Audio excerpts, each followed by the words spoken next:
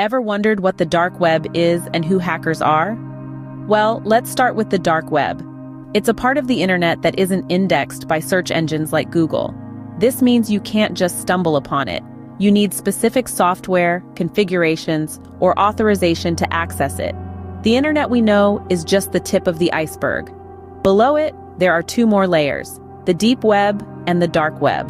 The deep web comprises pages not indexed by search engines like your emails.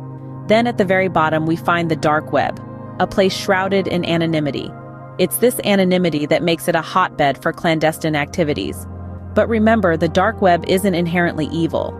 It's just a tool, and like any tool, its impact depends on how it's used.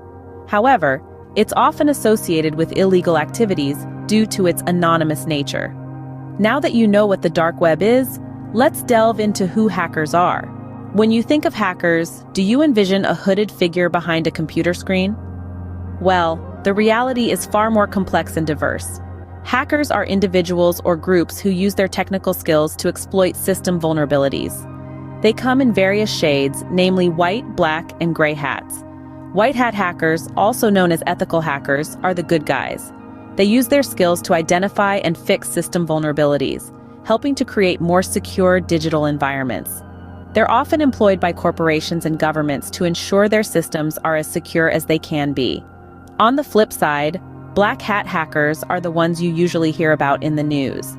These are the individuals who use their skills for nefarious purposes, such as stealing personal information, launching cyber attacks, or spreading malware.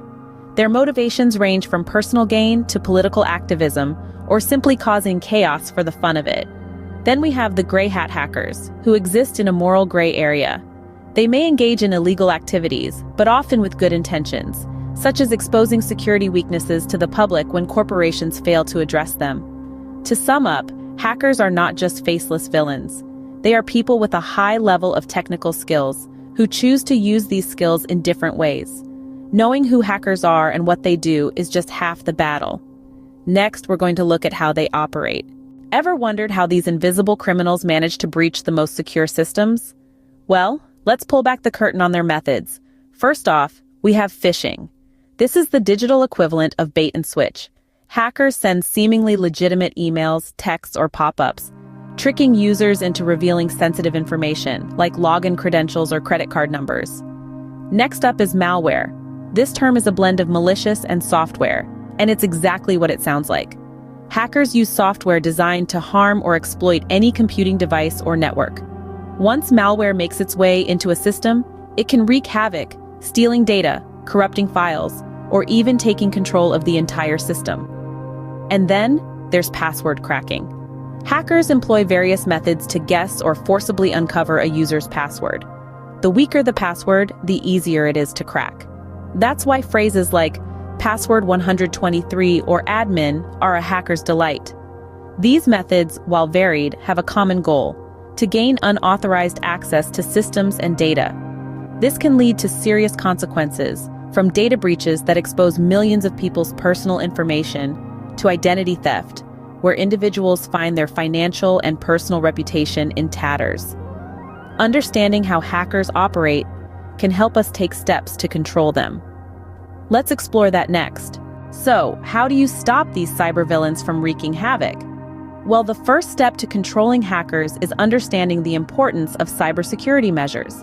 It's like having a lock on your front door, but for your digital life. Strong passwords are your first line of defense. Think of them as a complex combination on a safe. The more complicated, the harder it is for a hacker to crack. Combine letters, numbers, and symbols, and avoid using common phrases or personal information. Then, there's two-factor authentication, a second layer of security. It's like having a guard dog in addition to your lock. Even if a hacker cracks your password, they still need to bypass this extra step. Lastly, don't underestimate the power of regular software updates. They're like repairing the cracks in your walls and fortifying your defenses against the latest hacking strategies. Remember, the fight against hackers is ongoing, but with